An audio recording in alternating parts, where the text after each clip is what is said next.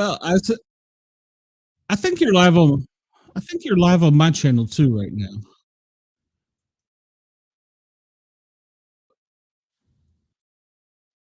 I don't know if anybody else is hearing this.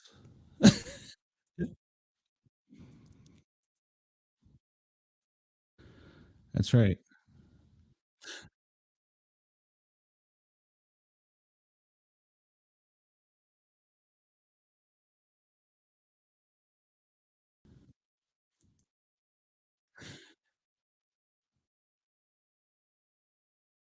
Okay. Well,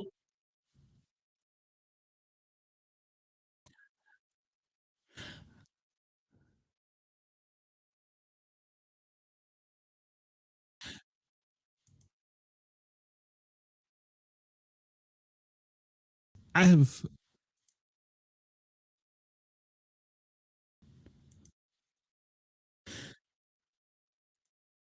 think you're on my channel right now. I'm not sure.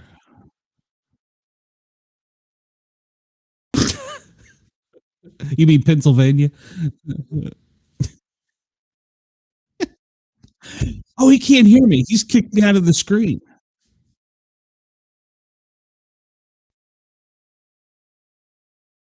He can't hear me. Hey, Chris, can you hear yours?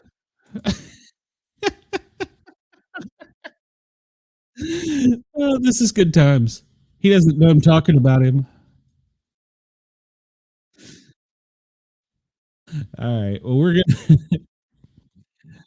we're gonna kick him out of here. Okay, so you can hear him. That's what I wanted to know. All right. Well, we were trying something. We're gonna kick him out of here. Let's do things the right way. Hold on. Let me hide that. Let me make myself smaller. Let's do things the real way and start it off this way. Hold on. Let me push a button.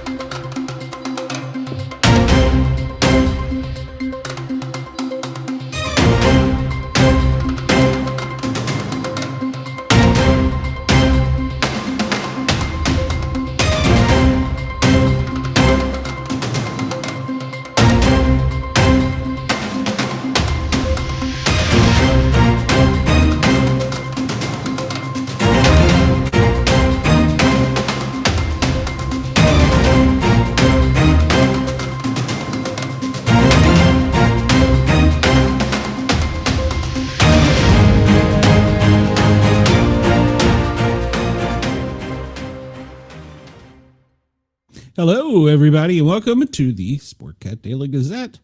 Well, I was trying an experiment over there to see if I could bring his studio into my studio, but apparently it won't work. So, and he couldn't hear me talking back to him, so that made it even funnier.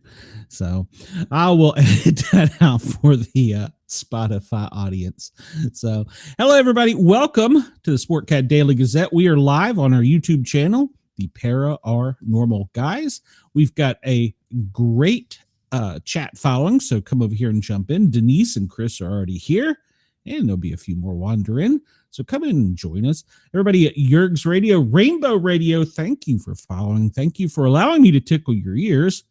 If you want to come over and see why Mama says I have a face for radio, come over and find us on the Para Are Normal Guys with a Z. All right. Well, we started off kind of wacky there. What I was trying to do was bring his studio over so that we could communicate, but it wasn't working, and I don't know why. So we'll figure it out later. It was just a little experiment. I will edit that out for our friends over at Spotify when I do the daily show. All right. Well, let's see what today is. Today is April 23rd. Wow. The time is just going by so quick. So what is today? Well, today is National Lost Dog Awareness Day. Well, that's a thing. And for the lost dogs that are out there, remember you can get your pet chipped, and you can also, well, I mean, there's many ways you can get a tag, a Sportcat tag, but tagging and microchipping is the best way. And in keeping records of your animal in case they turn them over to the local pound or a friendly neighborhood veterinarian. So there is that. Keep up with that. And let's see, it's National Administrative Professional Day. Well, I don't know so much about that. Here is a good one for us fat kids. National Cherry Cheesecake Day. How about that? National Cherry Cheesecake. I'm not a real big fan of cheesecake, although my mom makes a killer cheesecake. National Take a Chance Day. Okay, I'm going to have to click on National Take a Chance Day and find out what it is. Every April 23rd, National Take a Chance Day encourages us to break out of our comfort zone. Kind of like me doing a show. Hashtag National Take a Chance Day. Most of us have unaccomplished goals or dreams. What if this was the day to take the chance and make them happen? I'm going to Vegas. I'm jumping out of an airplane. No, just kidding. So how to observe National Take a Chance Day? Well, celebrate your goals and dreams by taking a chance. Share a time you took a chance and it paid off. Yeah, you can send that to me over on X, or you can email it to me. And, oh, well, no, we don't want to talk about having babies. That's not something the Sportcats want to do. What are the chances you'll win the lottery? Well, first, it depends on whether or not you play. Second, it depends on how many other people are playing. Okay, good advice, solid advice.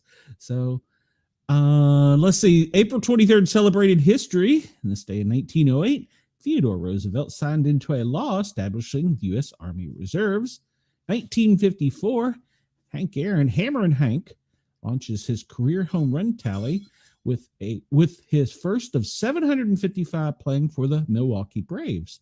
The Braves are now the Atlanta Braves, and they beat the Cardinals 7-5. 1981, doctors at Mass General transplanted artificial skin developed by Giannis, I'm probably pronouncing that wrong, and a research team for MIT, and they created artificial skin using a combination of cowhide, shark cartilage, and plastic. So that's what those robots are with AI. Today is William Shakespeare's birthday. James Buchanan, he was the 15th president of the United States. And ironically enough, we were just talking about Pennsylvania, the only one elected from Pennsylvania. All right, well, and let's see. Granville Woods, he was an American inventor and made nearly 60 patterns. But you're right. Clicking on it, I did take a chance, Chris. Valerie Bertinelli, she was one day at a time. She was born this day in 1960. All right. I did not know that. Well, I do now. Let's see. National Picnic Day. Well, the weather, we'll talk about the weather. It's not, depending on where you are, it may not be a great day. And I don't know how to talk like Shakespeare, so I guess I can't take a chance with National Talk Like Shakespeare Day. I should, hey, Brenda, I'm glad you're awake. So I should have, oh man, I'll have to see. If we got time, remind me. I'll go over to Facebook, and one of my friends is a theater guy, and we'll see. He did a video I saw on Facebook, so I'll harass him. Let's see. And I don't know who makes up all these national days, but I found another site that's got more of them. Well, we talked about the Army Reserve's birthday. It's Canada Book Day. It's actually World Book Day. It's Impossible Astronaut Day. Hey, nothing is impossible because, well, you know what? Katy Perry did it. So she took a chance. She went to space. So there you go. International Creator Day. International English Language Day. Is that politically correct? International Pixel Stained Techno Peasant Day. I have no idea what the hell that is, and I'm not going to click on it because it scares me. Movie Theater Day, National Brian Day. Well, I don't know any Brians. I do know some Brians. We talked about it being National Cheesecake Day.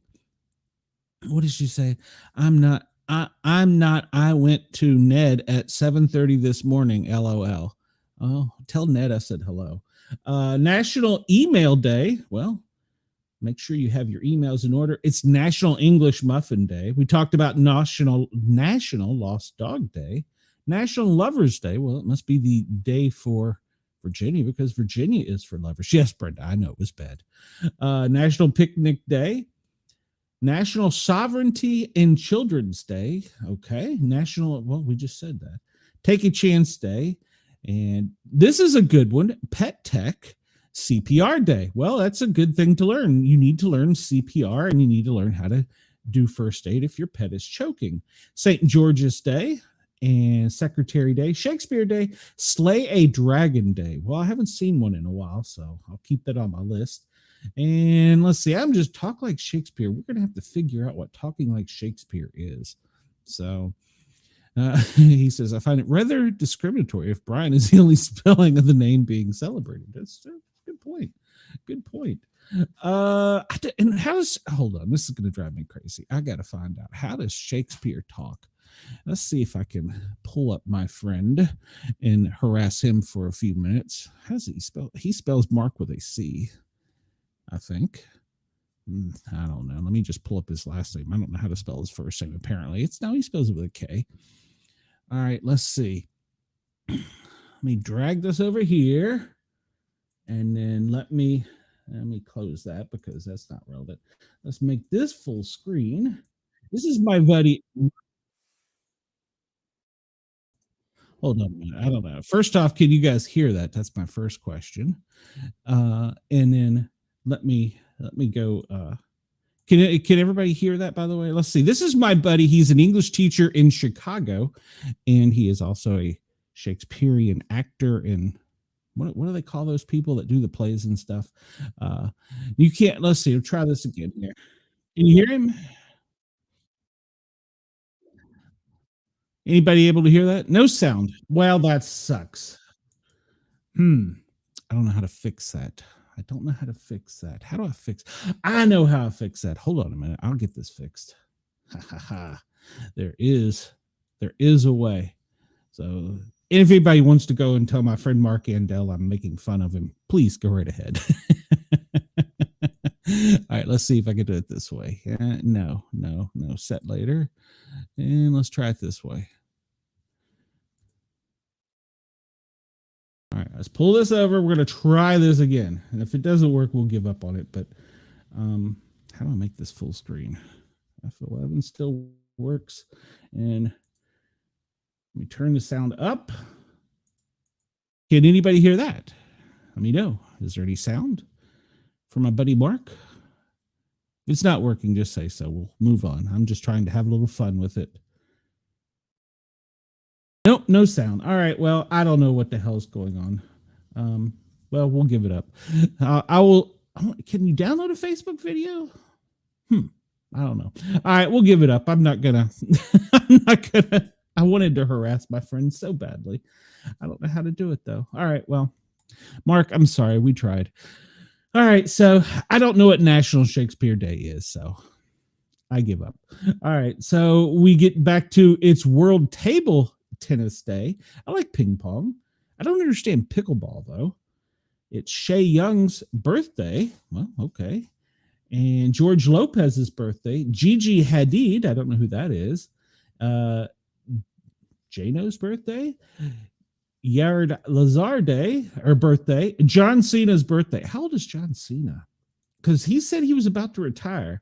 67. He's 10 years older than me, so he's what, 65? Good Lord, I didn't realize he was that old. So, wow, okay. Well, he said he was going to retire now that he's gotten the, was it the World Championship again, or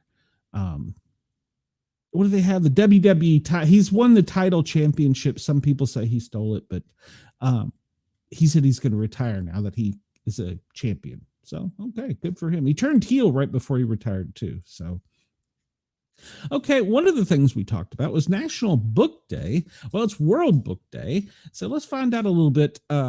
He's a 17-time WWE champion. Is that the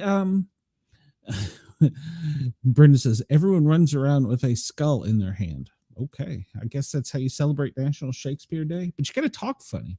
So, all right, man, that's going to annoy me because that was really good. I wanted to know how. All right, well, we'll figure it out. I'll get him out here eventually. All right, so World Book Day. Well, World Book Day 2025, it falls annually on April 23rd, and it has more relevance than just for book lovers. Well, it pays tribute to the written word, celebrates the joy of reading, and emphasizes the importance of literature in our lives. The day was first promoted by UNESCO as a way of promoting reading, publishing, and copyright across the globe. First World Day was 1995 when it was established by the General Conference of UNESCO, and it was officially declared on April 23rd, 1995. The date was chosen to honor two great literary figures. And let's take a guess. One of them was Shakespeare. That's right. Both of whom died in the year 1616. What about Charles Dickens? The first World Book Day was celebrated in 1996. And while it started out small, it's been giving much importance since 2000. The UK and Ireland began to celebrate the day first Thursday of March in order to avoid coincidence with school holidays. 2 years later, World Day was set up to coordinate celebrations in these two countries, the UK and Ireland, and several developments have followed. To obey, for they're talking about COVID when it happened. So the significance is, well, everybody enjoys to read regardless of age. Schools organize books activities. Anybody remember when their schools had the book fairs where you would go and you pay like 25 cents for all this is back in 1920, and you just had tables of books, and they were all kids books. They were great. So I got my first book on Bigfoot, actually, Woodlawn Elementary. So let's see, the theme of 2025, read your way. It encourages readers to choose books based on their preference and promotes reading for pleasures. The theme underlines the importance of giving children and young readers the power to decide for themselves to establish a culture of ongoing reading. Statistics show that globally, people have developed healthy engagement with literature. World Book Day continues to ignite global conversation on the power of books and why reading should be a habit for everyone, whether through book swaps. My neighborhood actually has like little birdhouse setups in front of houses where it's a little shelf, with a roof and a cover and a door. And people come. I don't have one because, I can't build it. I have to buy one. But you put your books out there and people bring them, they trade them. And so it's kind of cool. Well, you know what? Speaking of World Book Day, I almost said Bird Day, of World Book Day. Well, here's a funny fact. Tonight at 9 p.m. Eastern Time, we are having a show with two book lovers. Comic books. The first one, she has got a comic book out called Alienated. It's about, aliens come to Earth, but they're all dead except for one guy, and he's in a nursing home. Have to follow along here. It's a good book. So Taki has got that out. Our second hour is going to be off the charts. I mean, just knock it. Hammer and Hank couldn't have hit a better home run. Omar is coming on, and he's talking about his new book, Major Thomas. It's a graphic novel, which means there's pictures and words, and it's great. I have pimped this on my radio station, on Ross's, on Jurg's radio channel, everywhere. Go buy the book. It is going to be well worth it. The art is fantastic. The storyline is amazing. And it's got some cliffhangers in it. Major Thomas, if you can get it on Amazon and you got a Kindle, highly encourage you to do so. It is a great book. So we're going to have him on at 10 o'clock. We're only going to have him on for an hour, but I suspect we're going to have to play some music and go over a little bit because I got so many questions for him. So, and he also is a teacher, so he has geared some of the book towards teaching. And comic books are primarily geared towards young readers, but they suck us old guys in too. So, all right. So let's start off with a little funny stuff here. Oh, yes, that's correct. Everybody, please remember to come over to the Para Are Normal guys. Para Are Normal, 3 words, guys with a Z. Like and subscribe. And remember, tonight you have to hit that notification bell because, we start off playing a song like we did today, like we do on all our shows. And it gives you about a minute to get to your TV, your phone, your whatever electronic device so that you can be ready and there to engage our audience. So, because tonight, I promise you, now, like I said, I have pimped this on the Thin Line Rock Station, on Jurg's Radio, Rainbow Radio, now Radio X in Australia. It's going to be off the chart. You are going to love Omar. Not that you're not going to love Taki. Her book is great. But Omar, man, there's few books I rant and rave about like this one. So please come tonight, join the chat. And if I'm wrong, call me out. But I think everybody will love this one. All right, so news and commentary. This comes to us from our friends at the Daily Wire. Remember, most of the time I am reading articles from other authors, and they've been published in certain publications online, Daily Wire for this one. So I'm reading a lot of times their opinion and commentary. I try and get fair and down the middle. Sometimes I go one way or the other, but at any rate, just remember that you always need to do your own homework on things. But this story caught my eye. Democrats, and this is a couple days, this is dated yesterday after we went off the air. Democrats mocked for claim that Americans dyed potatoes for Easter. What? The Democratic Party took a virtual beating on Monday over what was supposed to be a slam dunk zinger at President Donald Trump's expense. A post claiming that persistently pricey eggs had driven desperate American families to dye potatoes for Easter instead. The post shared by this is on X, Twitter, the Democrats on X took aim at Trump's administration for going ahead with the annual Easter egg roll and allegedly racking up a considerable bill for thousands of eggs used there, while people were left contented with their leftover painted spuds and disappointment.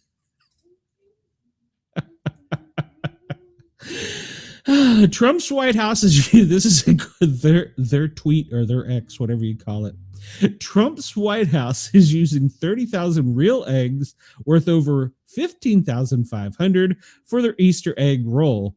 Meanwhile, Americans dyed potatoes instead of eggs this Easter to save money. That was a tweet from the Democrats. I'm sorry, I can't stop laughing. But several critics quickly pointed out the White House did not actually spend any money on the eggs at all used for the annual event. They were donated. And I don't know a single American. Does anybody know? Please, if anybody in the channel, the chat, or let me know if you dyed a potato. I want a picture of it. But I do not know. But I knew no. I'm sorry. I'm trying to be professional. I do not know a single American dyeing potatoes, but I do know that the farmers who donated the eggs said they were not the sizes sold at grocery stores. Not a single egg was stolen off the table of an American family, according to MRC TV managing editor Brittany Hughes. So that was what she replied back in her tweet. And somebody by the name of Robbie Starbuck dyed potatoes. Well, while he's also stated the eggs were donated, he noted that Biden administration had blown through more than twice the number of eggs at the last Easter egg roll in 2024. Also, Biden's administration had 64,000 eggs at the 2024 Easter egg roll. In both cases, the eggs were donated. Stop treating people like they are stupid and just insulting. Riley Gaines responded, show me a single person who dyed a potato for Easter. Please, I want to see one. Several people suggested that the Democrats were taking a risk in assuming that those potatoes did not identify as eggs. Oh my God. While others noted that on a strict one-to-one basis, potatoes might actually cost more than eggs. So a man can become a woman, but a potato can't become an egg. You sound like a bigot, one said. I am reading replies to this tweet. That was from McGillis at MAGILL. So I'm increasingly certain Republicans have successfully placed one or more moles in the Democrat communications apparatus, another tweeted. So where did the Democrats' outlandish line come from?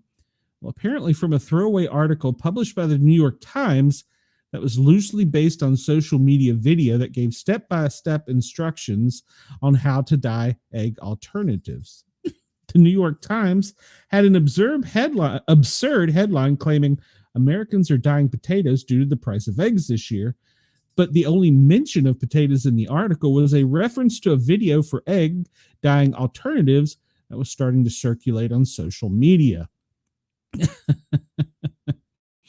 I'm going to have to search that out.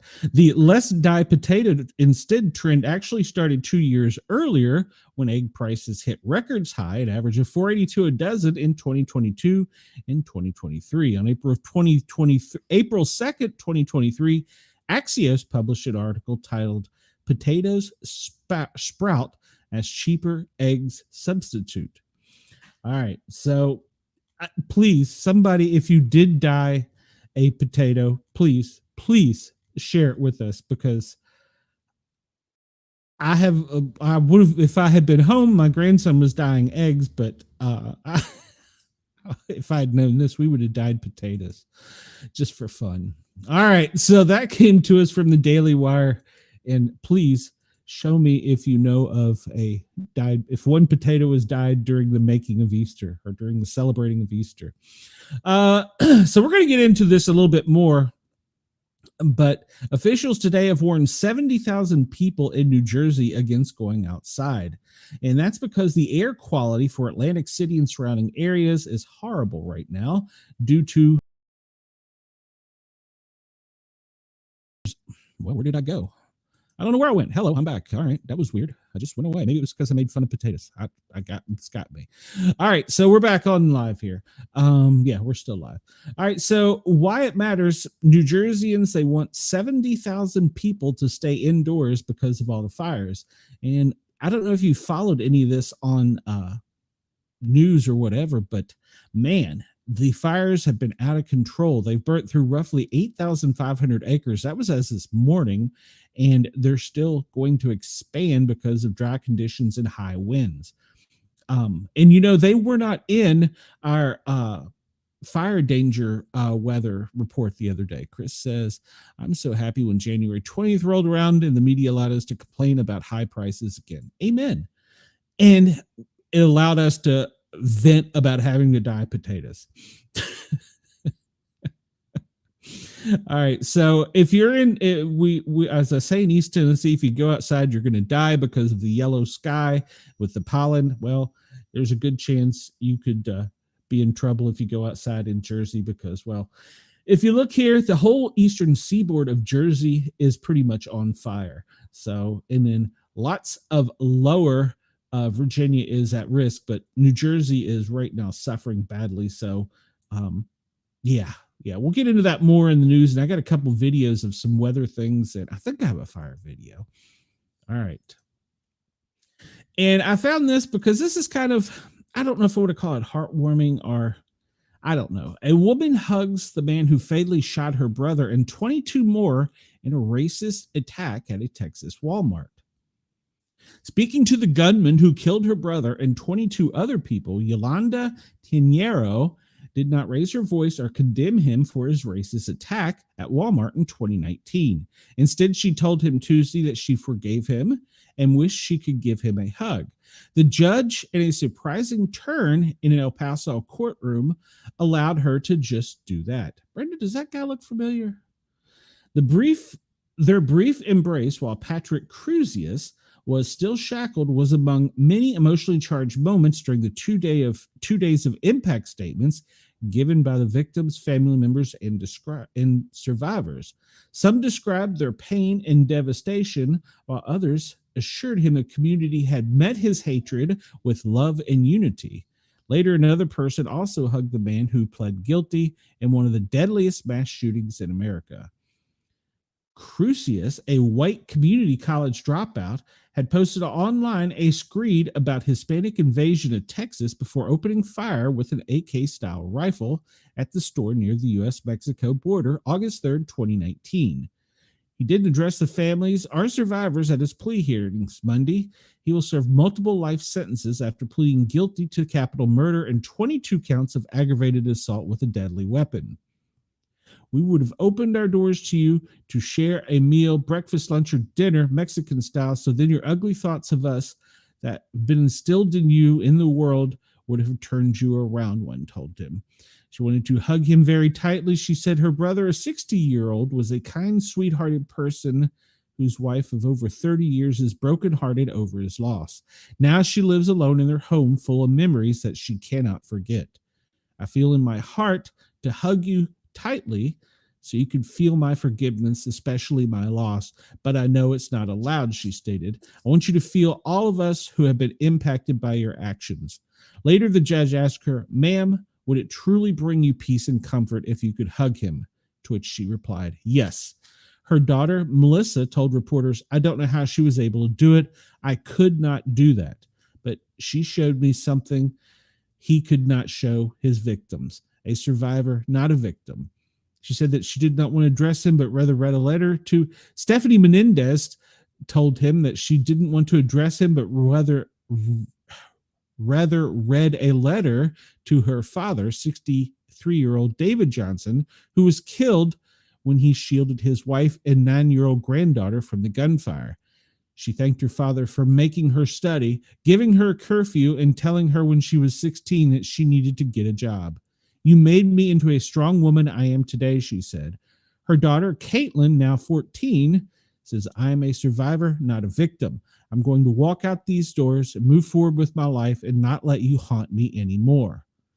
One person called him a disgrace to humanity, and Dean Rector, whose 63-year-old mother, Marjorie Record, was among those killed, expressed anger and forgiveness as he addressed him.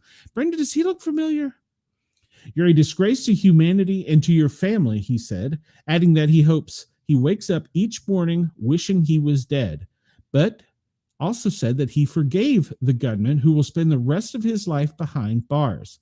In order to be forgiving, you have to forgive others, he said. That's the only reason I forgive you. May God have mercy on your soul. Thousands of people attended the funeral after her partner of 22 years, Antonio Basco, invited the public to the service, saying he felt alone after her death. Lillian Munoz said that she felt sad. He left me feeling sad and bitter. She said that in court they were shopping for snacks when he opened fire, forever changing her life physically, economically, and emotionally. In her statement, she said she used to be a happy, dancing person, but now she was afraid every morning when she awakens. Since she was shot, she had to use a cane to walk and wears a leg brace to keep her left foot from dragging. It left me sad and bitter, said the 41-year-old mother. But she also granted him forgiveness. You brought us together, according to Javier Rodriguez, who was 15 and starting his sophomore year in school when he was shot and killed at, well, I guess Javier Rodriguez didn't say that, his father did, when he was shot and killed at a bank in Walmart.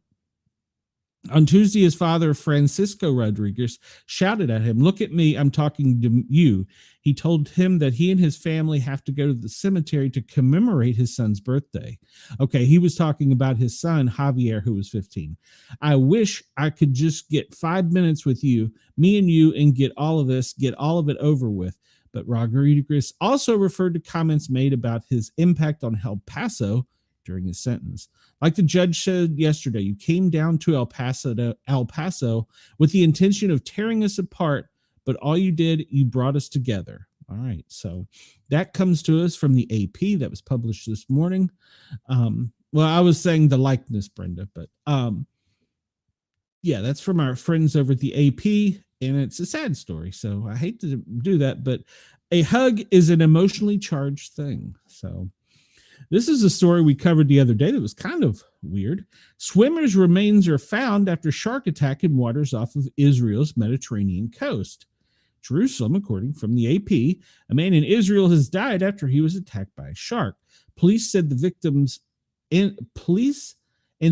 wife said Wednesday after he went swimming in an area that draws dozens of marine predators and also curious beachgoers. After a 2-day search, police said the remains had been found at the site of the attack on the country's Mediterranean coast, matched those of the man. Israel media identified him as Barak Tazah, a man in his 40s and a father of 4. A shiver of endangered dusky and sandbark sharks have been swimming close to the area, attracting onlookers who approach the sharks and drawing pleas from conservation groups from authorities to separate the people from the wild animals. In recent days, the water has drawn large crowds who are seen swimming with the sharks. Some tugged on their tails, and some even threw them food and talked to them. The authorities have condemned the behaviors and have issued warnings not to approach sharks. Swimming is banned at the beach, but bathers enter the water regardless. They fed the sharks, pulled on their tail, and didn't expect to get bit. I don't get it. Don't get it. All right, we'll go to this comes to us from the Daily Star. We'll title this one Weird. Bizarre. Queen Camilla vampire conspiracy explained as loons claims she's been initiated. The theory that Queen Camilla is some kind of vampire has run wild in recent years, and Camilla has now been linked to it, with her marriage said to be part of a, quote, initiation.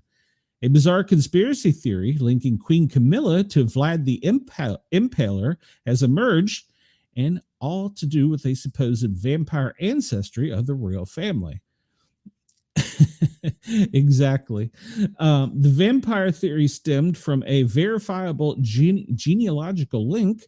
King Charles III is a distant descendant of Vlad the Impaler, the 15th century Wallachian prince, infamous for his brutal tactics and later immortalized and inspired in the inspiration of Bram Stoker's Batman. Good Lord, Dracula.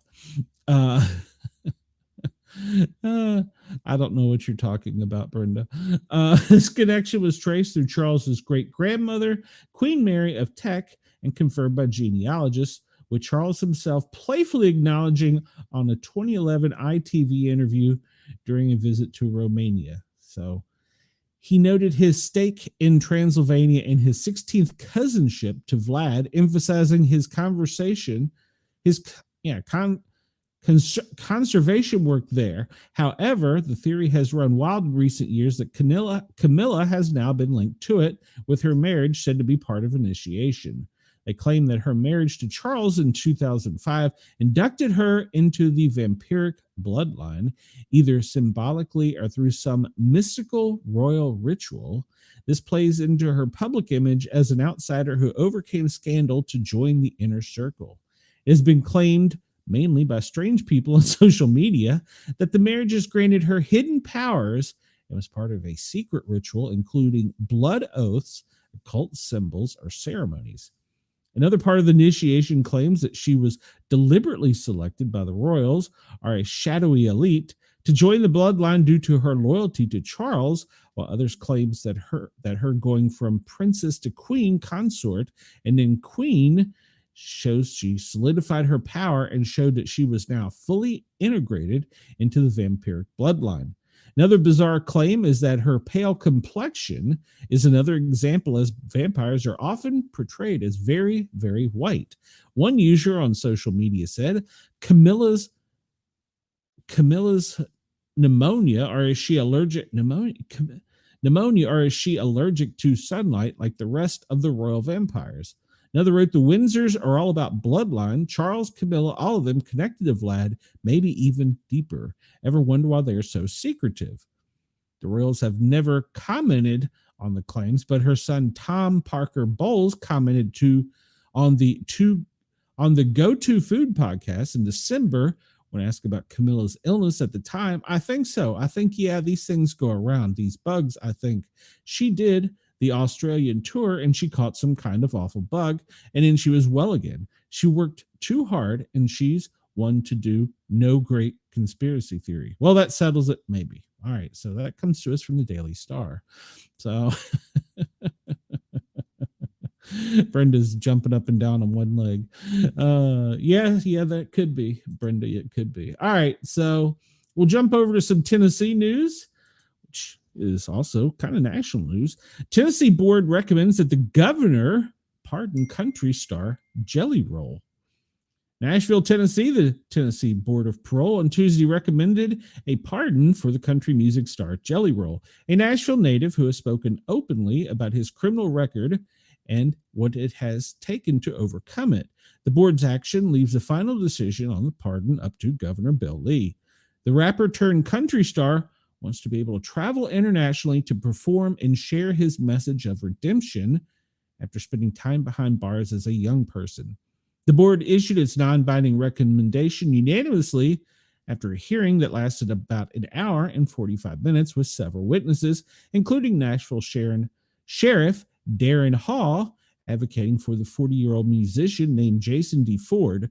One board member recused themselves among the voting. Jelly Roll broke into country music with the 2023 album Whitsip Chapel and crossover songs like Need a Favor. He has won multiple CMT awards, a CMA award, and earned 4 Grammy nominations, including for New Artist of the Year.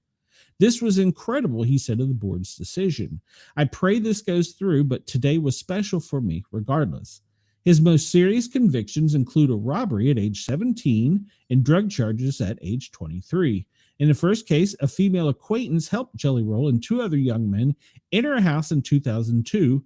Both of the others were carrying guns. Although Jelly Roll was unarmed, they demanded money and received $350 in a wallet with no money in it. Because the victims knew the female acquaintance, she and Jelly Roll were arrested right away. He was sentenced to serve a year in prison and additional time on probation. Later in 2008, police on patrol found both marijuana and crack cocaine in his car. He was sentenced to 8 years of court-ordered supervision. He also has 2 misdemeanor offenses for driving without a license and possession of drug paraphernalia. Lee, a Republican, said every case seeking clemency, such as pardons, is equally important and goes through the process. The reporting on Jelly Roll, that's encouraging for this situation, but there are steps yet to happen in that case, he told reporters on Tuesday. Jelly Roll told the board that while in a detention center he fell in love with songwriting, it started with a passion project that felt therapeutic and would end up changing my life in ways I never dreamed imaginable and opened doors that I've never thought possible, he said. These days, he often visits jails and rehabilitation centers before performing concerts. He has bought restaurants out for the day to feed people who are homeless and played basketball with kids at a youth center over the same day that he performed in Winnipeg. He said he generally doesn't seek out news coverage when he makes these visits. As part of the pardon application, friends and civic leaders wrote to the board about Jelly Roll's transformation and generosity. Hall, who runs Nashville Jail, wrote that Jelly Roll had an awakening in one of the jails he managed. Live Nation Entertainment CEO and President Michael Rapino also wrote in his favor, pointing out all the money he has given from his performances to charities for at-risk youth. One of the reasons Jelly Roll gave for needing a pardon is to be able to travel to Canada to perform, which his criminal records make difficult. Currently, he would need to apply for a special permit that can include long wait times for a decision, according to a letter from an immigration attorney submitted with his clemency packet. I want to be an inspiration for people who are now where I used to be, to let them know that change is truly possible, he told the board. One of the reasons I'm asking for your recommendation for this pardon is because I'm looking to take my message of redemption through the power of music and faith to the rest of the world. He said he would use the pardon for much more than going on tour. I'll still be using this same pardon, God willing, to do missionary work in my 50s and 60s, he said. Due to his criminal record, he told the board that every time he travels, it takes a team of lawyers and a mountain of paperwork to secure my entry into those countries. He said he recently was able to make his first tour into Canada and his first trip to the UK, where he spoke about a rehabilitation program. The parole board began considering Jelly Roll's pardon in October of 2024, which marks at least 5 years since his sentence expired. Lee has issued more than 90 pardons since taking office in 2019, all of them since 2021. Let's see what the chat said. Brenda said she needs coffee and medicine. Well, Brenda, take your crazy meds, and that'll fix her. Jason DeFord, Chris says Jason DeFord is not a bad enough name to feel going with Jelly Roll as an upgrade. Now Brenda says she wants a Jelly Roll. Jelly Roll for president. Oh Lord. Special permit equals government payoff that suddenly makes this post not so bad. Well, and just also remember, he will be reaping financial rewards from the pardon and probably paying some congressmen, senators along the way. Who knows? That's the way it works. Speaking of that, let's go to just the news and go back to my home state. God, my home state. Georgia Senator Warnock accused of ethics violation regarding his, quote, luxury home. The Foundation for Accountability and Civic Trust and Ethics Organization is accusing Georgia Democrat Senator Raphael Warnock of accepting housing from his church and not including it on his financial disclosures. Church and politics. All right.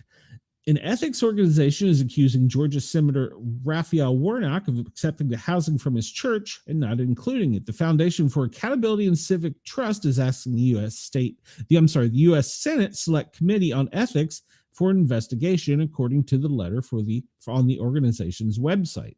The complaint says that Warnock moved into a $989,000 luxury home in Georgia provided to him by Atlanta's Ebenezer Baptist Church, where he's a pastor.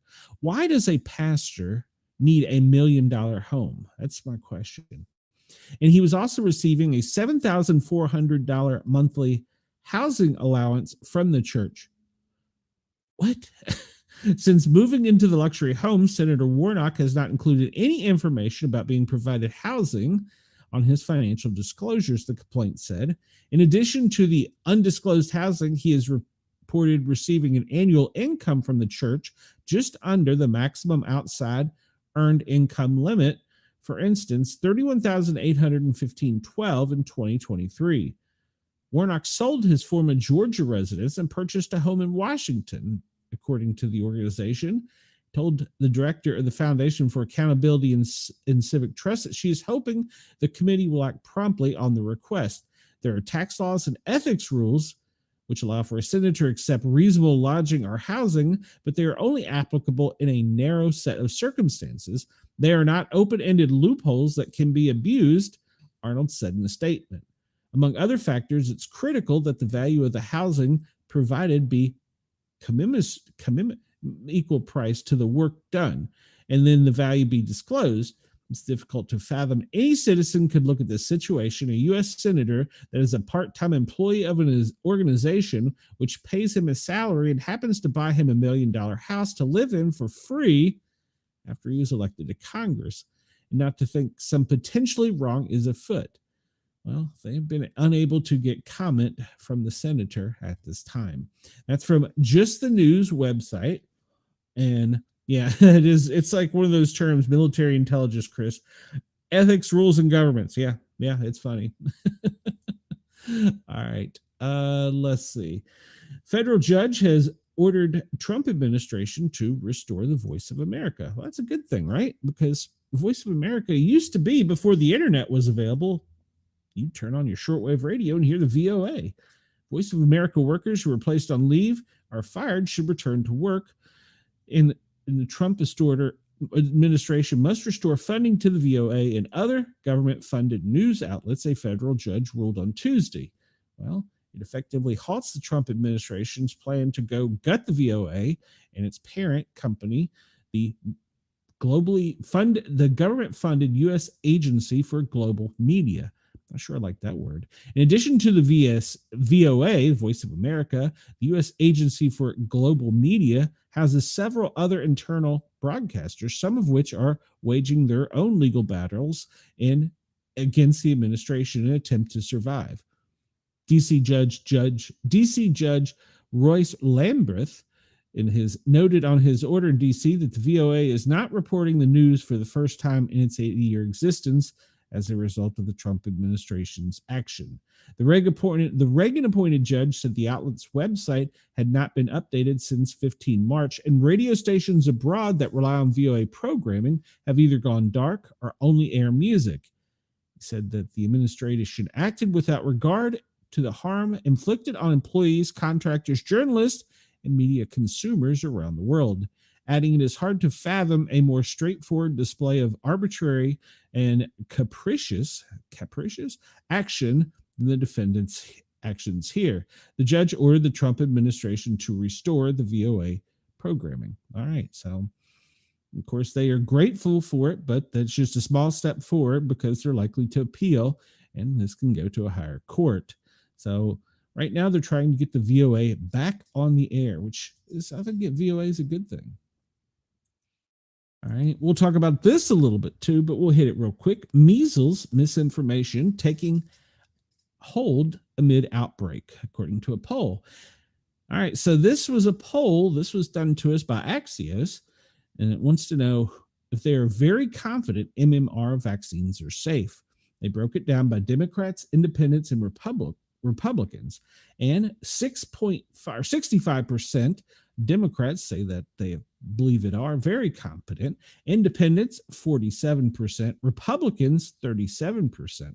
All right, so most American adults having heard or read some false claims about measles or the measles, mumps, rubella vaccine, according to a new poll. Misinformation about the virus and its treatment remains prevalent, and many are uncertain of the truth about the U.S. grapples with the persistent outbreaks. As of last week, some 800 cases were reported across 25 states, according to the CDC. There have been 2 confirmed deaths from measles, while the death of the third person who tested positive is under investigation. All 3 were not vaccinated, according to state authority. 2 doses of the MMR are 97% effective against measles, according to the CDC. Amid 6 in 10 adults say they have heard or read about the false link between autism and the MMR, according to the news poll. According to KFF news poll, 1,380 U.S. adults of 1,380 U.S. adults. 1 in 3 reporting having read or heard false claims that the measles vaccines are more dangerous than being infected with measles itself, a share that's climbed by 15 percentage points since last year.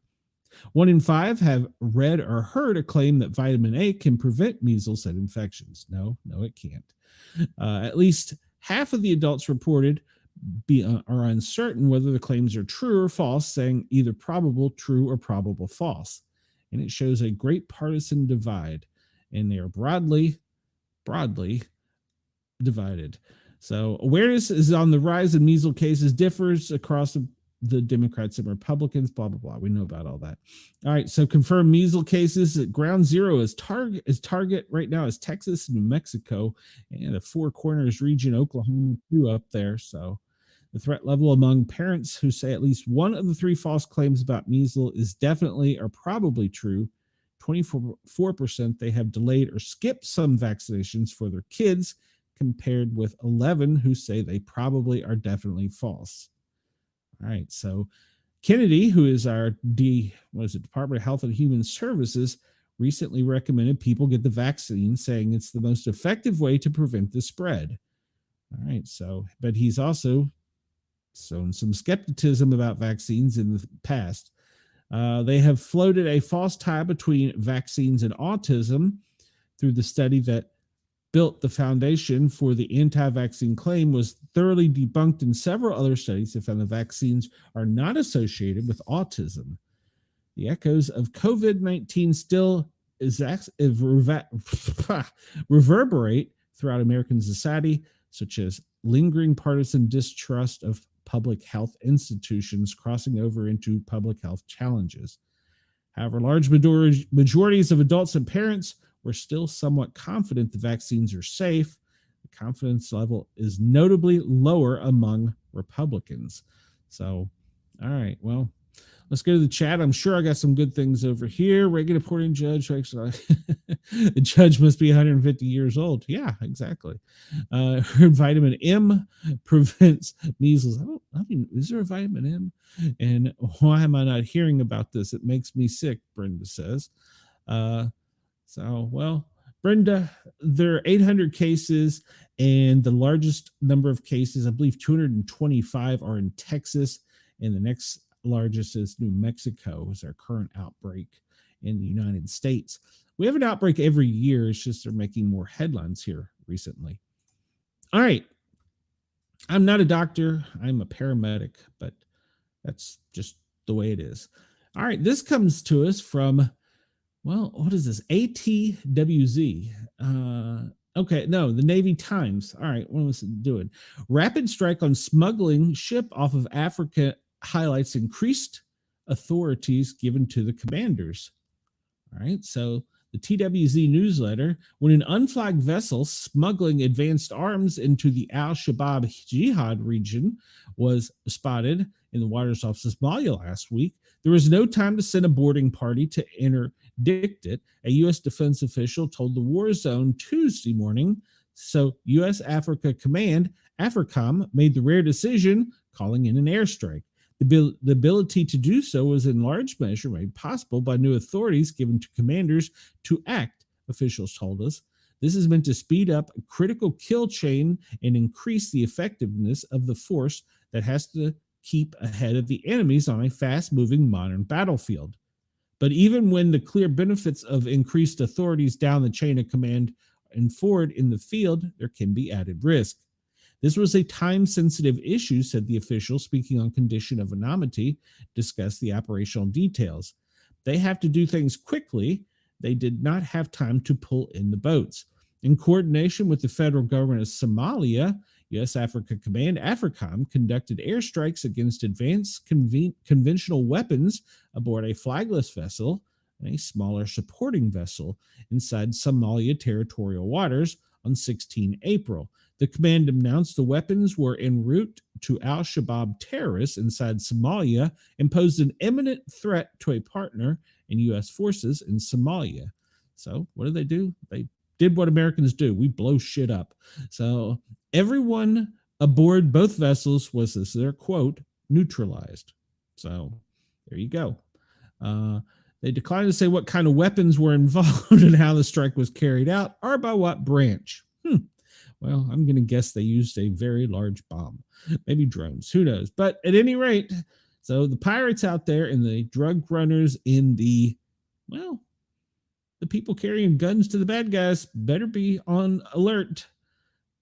Uncle Sam is not just shaking his saber. He will pull it from its sheath and use it when needed. So good for them. The U.S. military did what we pay them to do, take out the bad guys. So, all right, that come to us from the TWZ, which is an Air Force, Army, Navy magazine. So news site. All right, so let's jump over here. What time we got? 2:00. Yeah, we're still doing good. Let's go see what FEMA's doing, because FEMA was still asleep earlier and we only had Tuesday's briefing, and it appears, well, FEMA might be busy with everything going on in Jersey, so we'll give them a little bit of a break today. The daily operations briefing is not up for Tuesday. Oh, wait a minute, make sure. Am I right here? Today is Tuesday. Today is Wednesday. Yes, today is Wednesday. All right, so it's bad. I'm getting old. I had to check. All right. Well, top of the hour, I need to remind everybody at Radio X in Australia, Jurg's Radio and Rainbow Radio. We are glad you're allowing us to tickle your ears, but come over and see why Mama said I had a face for radio. And on the YouTube channel, Para R Normal, 3 different words. And Guys is spelled with a Z. Join the chat in here with Denise, Chris, Brenda, and all these other people. No, Brenda, I did not stay at a Holiday Inn. I'm staying in an attic at my mom's house. So, all right. So what we do here is, and Ross and I talked about this on his channel, or I'm sorry, Jurg's and I talked about this on Jurg's Radio in Radio X Australia earlier. A lot of YouTube channels are prepper channels, and they tell you about why we died today or why we're going to die today. That is not my goal in this channel. My goal is to give you an emergency management update and report that the president has given. We don't get the secret mojo stuff. I wish. And then we just discuss it. So I am kind of like an anti-prepper channel telling you, not that I'm not encouraging you to go out and buy your rice, beans, water, blah, blah, blah. It's a good idea because storms come through and other things happen. But we don't go to the extremes as some of the others that tell you that, well, today we're all going to die, but yet they still have 3 videos that day with millions of views. All right, so after we cover the daily brief daily, we talk about the president's schedule. Well, today is Wednesday, April 23rd. I just figured that out. At 9 a.m. is always the in-pool camera time. My buddy was there earlier, I heard. At 11 a.m., he received his intelligence briefing. Maybe that's why we were delayed today. And then at 5 p.m., with the White House press pool, he's going to sign more executive orders. Oh, boy, can't wait to hear that. All right, so let's jump over to Noah and see, well, we'll do our own daily report on the weather. First off, we'll look at the big, beautiful round globe, and we'll see that, well, it's cloudy out there. If you're in the United States, there's cloud cover over most of the United States, specifically from Texas up through the center of the country and off the coast of Maine. There's some high wind shear coming off the Rocky Mountains we'll talk about if you're in an airplane traveling across country. Let's see what it looks like down under.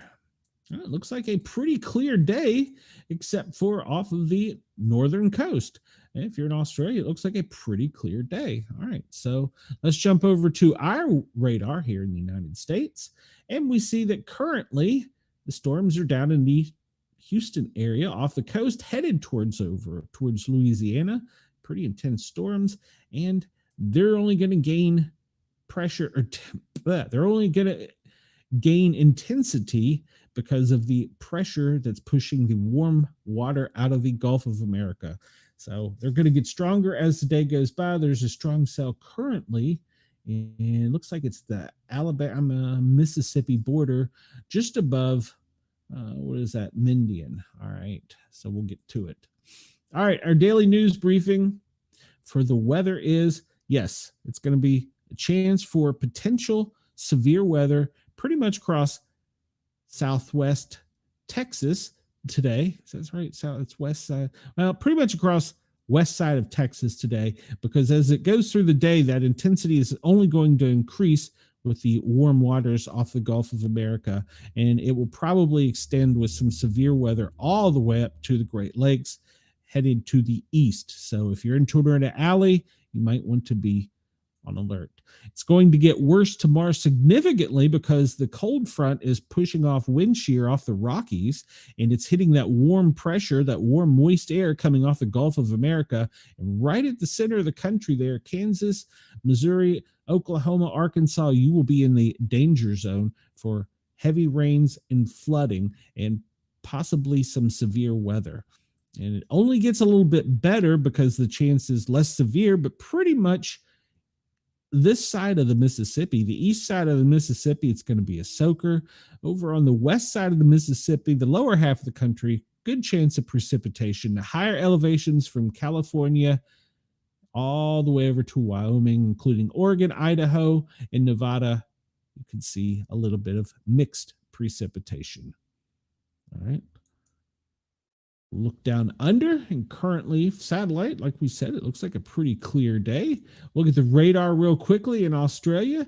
The only rainfall right now is off the coast of Perth and a little bit over in Cairns and Brisbane, and maybe some down towards Sydney. But they're not anticipating any significant precipitation unless you're along the east coast, the Gold Coast, Brisbane, and Sydney, but it will probably be relatively mild. Currently, it's in the 80s in the northwest section of Australia, and over on the east coast, it's in the 70s, with the center of the country being nice and calm in the 50s. All right, let's zoom out here and go up to the United States and see what our current temperatures are. Here in Knoxville, it's right around 72. Atlanta, 76. 81 down in Montgomery. 80 in New Orleans. Down in the Keys, it's Tampa's the hot spot, but down in the Keys, it's right in the 80s. And you skip up to Washington, D.C., it's about 75. Philadelphia, you're going to be in the 70s, or it's currently in the 70s. Boston, 65. Over in Vermont, 55. And we'll go over to the other coast and see it's kind of cool as usual up in Seattle, 55, Portland, 60, 58, Medford. Drop down into Crescent City area. It's going to be in the 50. It's in the 50s. So the hot spot right now appears to be deep South Texas, where it's in the 80s, and Tampa. Tampa right now currently has the highest temperature. Now I saw a map that showed what all states had hit 90, and pretty much all of the South has hit 90 so far this year. Mostly the lower third of the 48 had seen 90 so far this year. And some of that's due to a temperature anomaly. We're getting warmer waters rushing into the Gulf of America quicker than they normally do. So the warm water, and there's been some fronts that have pushed that energy up. That's also going to cause, well, you guessed it, the thunder boomers. As we saw, precipitation and radar is pretty strong northeast of Houston and, well, west of Mobile, but extending all the way across right now. Spotty storms from pretty much lower Alabama all the way across to the North Carolina border, some spotty showers. Now, the heaviest precipitation for the day is anticipated to be in the Houston metro area. Colleen, you're not going to get too much rain. Over Mississippi, pretty much rainy. Northern Alabama, not lower Alabama, upper Alabama, you can expect some precipitation. And of course, across the Appalachia, some precipitation and then down towards Atlanta. Where they need it right now, up here in New Jersey and New York, there is no precipitation. So Brenda says, we got our rain last night. Well, right now, the humidity level in the New Jersey, New York area is pretty low. Those winds we'll talk about here in just a minute are pretty strong. So that's cause for some fires like they do have out west. So they're having some severe weather right now, or severe fire weather right now. And did we do the, no, we didn't. Okay. All right. So there's that. Let's jump over here to weather warning and we'll see what's going on. Brenda says her house was flooded again last night. I'm sorry, Brenda. All right. So they've just issued a special weather statement for Louisiana. Doppler radar has indicated a strong thunderstorm over Greensburg, moving northeast at 10 miles an hour. Winds up to 40 miles an hour and hail. That was the most recent thing. Close this one. Go to the next one. Louisiana, they've had gale warnings. That's off the coast of the Carolinas. Gale warnings due to the high winds, which we'll talk about as it goes further north. All right, there you go, Brenda. I heard you ask Andy about it, and he says he doesn't have anything to do with it, but I don't know. It's right there. It's right there out in his neighborhood. I still think he has something to do with it. So, just me though. So, and Chris also believes that though. Strong thunderstorm warning for Georgia in the counties in the central and east Georgia. They're going to be expecting some strong thunderstorms. And of course, there's going to be a special weather statement pretty much for southern Georgia. But right now, it's not, the energy is just not there. Flood advisories in North Carolina, Texas, Kansas. You have a severe thunderstorm warning. Special weather statements all throughout the South, Georgia, South Carolina, and then marine warnings up in the Chesapeake Bay because of the winds up there. Severe thunderstorms. New York air quality. Well, that's because of, we talked about it a little bit ago, because of the smoke that's coming from these fires. We'll show you that in a map here in just a moment. But pretty much Mississippi, Arkansas, Tennessee, flood warnings. Be weather aware. And I saw something earlier today that I had not seen. Chris says he believes firmly that Andy is responsible. Who am I to judge? I saw something earlier that I thought was neat. It was a weather radio that had a combination of weather radio and smoke detector. And you could program it to only give you alerts. Like if you were in a flood zone, it would only give you warnings of high floods. Or if you were in a tornado zone, it would only give you alerts of tornadoes. Regardless of the type you have, you need to have a weather radio so that you can find out. Our government has a free service that alerts us all, besides for just the ones that goes out to our phones. There's one on the radios that you can hear as well when there's severe weather. When all else fails, the weather will be there on that radio. So get a weather radio, be prepared, get a flashlight, and have some type of tool nearby in case you somehow find yourself in a situation where you need to cut your way or get your way out of it. All right, so that's brought to us by weatherwarning.ameritech.com. Go there, check them out, give them a tip. They have a tip jar. It's a really good site. I use the GEMA Emergency Management Agency map because so far it's the best I have found. Not only does it show you real-time radar, it shows you other things such as like the flood warnings that's going pretty much from Illinois all the way down to the Gulf Coast. And you get all the radar showing the severe storms and stuff, but it also highlights where there's warnings. You can zoom in and see, like over here, I saw in East Georgia, there's the special weather statement for severe thunderstorm warning, but you can zoom in and out and it shows you where all of the most recent and all of the storms are currently located. The blue dots are also earthquakes. And I saw one I want to check out a minute ago because I saw that there was an earthquake in New York State that I had not heard about. And let's see what it tells us. Let's see. It was a 0.6 earthquake at 11:37 p.m. on the 18th. Okay, so it's a couple days old. I had not seen that earlier. So let's take that down. Is it a coincidence after he was confronted? Brenda, you have to call Andy out and tell him to come over here and defend himself. So is it a coincidence that after we called him out that it went down lower on the list? I don't know. We'll see. All right. So that is your current weather warnings across the continental, well, the lower 48. Up in the upper state of Alaska, well, they've had several earthquakes and they still have that storm brewing off the southern coast with a heavy freezing spray warning. Heavy freezing spray warning. That's a new one on me. Have not seen that one. I would hate to have a heavy freezing spray coming at me. I have been in ice fog. I know. I heard you, Brenda. I was listening. So I understand. I know, Brenda, you weren't the last one with it. I heard. So this is our current wind map for the lower 48. Let's see what it's showing.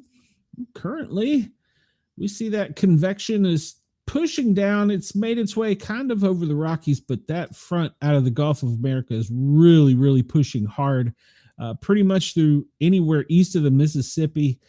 It's either a wind-free day or the wind is to the south-southwest. And if you're over on the coast, the winds are to the north-northeast. So in Columbus is currently, well, it doesn't look like there's much wind in Columbus at all. So, however, Denver is 4.9 miles an hour. The highest wind right now is 24.3. It's a gust. That's the top wind speed so far in this hour. And the average has been about 8 miles per hour in the United States. Let's translate that over. Here do we got here? Oh, we got somebody on Twitch telling me that I need to come over and get cheap views. So, yeah, well, what I need to do is get you on Twitch. If you're such a loyal follower there and you want to, wrong button, and you want to come over and help the channel, come over to YouTube and find us on the Pair Our Normal Guys and subscribe, because obviously on Twitch, you're just a bot. All right, we're going to look at lightningmaps.org. And we see right now the most energy is to the south-southwest of Houston, extending out into the Gulf of America. But that little band is spotty across the lower southern area of the country. I mean, we've got storms anywhere from Hattiesburg to Monroe over to Meridian. They have a really intense storm right now. Mississippi. Tuscaloosa, well, right now it's a pretty strong storm centered over you. Northwest of Birmingham, there's a pretty strong cell. If you're up in Huntsville, Bobby, take cover. It's pretty strong lightning activity and heavy rains in Huntsville. Over in Georgia, the Rome area, and then you drop down to the southwest of Atlanta, and then you get down into LaGrange. There's a little activity. That band is pushing forward. It's trying to get to a little bit higher throughout the day, but it so far is in the lower part of the South and hasn't made it past the Virginia border. If you look off of the coast of the Carolinas, just north of Oak Island and Wilmington, there's a strong cell up there right now, causing a little bit of some thunderstorm activity. That today is going to intensify, and this energy off the Gulf of America is going to push up. This front coming out of Canada, it's getting some wind shear because of the way it's coming off the Rockies, and when it hits this energy, it's going to be very spontaneous through Oklahoma, Arkansas, Missouri, probably West Tennessee, but the strength is going to continue to strengthen across the day and extend across the northeast on a slow track. Currently, we have a storm up off of Lake Michigan. It looks like, well, it hasn't got a whole lot of intensity, but it's off the coast of Lake Michigan, just toward north of Muskegon, so keep an eye on that. That's the most active lightning views currently. Where did we talk about this one? To the west of Kansas City, it's got some good energy to it as well, and that's probably because of the wind shear coming off of the mountains, and it's getting that Gulf air we saw a minute ago on the other map. It's getting that warm Gulf air and moisture coming up, and when it's meeting that turbulent weather or turbulent air coming off the Rockies, it's getting some energy. As the day heats up throughout the afternoon, that's only going to intensify. And tomorrow, the chances will be slightly less for some severe activity, but it's not ruled out into the south, especially Tornado Alley. So if you live in those areas, get a weather radio. You need one. It can save your life. All right, currently, we are looking at where the power is out in the United States. Well, New Jersey, that does not surprise me. State, yeah, Jersey, 18,814. And that's mainly in Ocean County. They have all of the fires going at the moment. So there's a large percentage of the population without power. So that is not surprising. California, I'm not sure exactly what's going on, but in Merced, there is 5,472 people without power. Those are the only two states showing where they're having some significant power outages.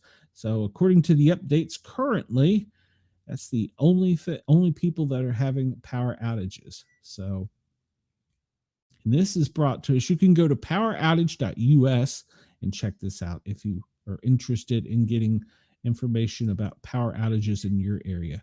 We'll look at the Weather Channel. Here's a map.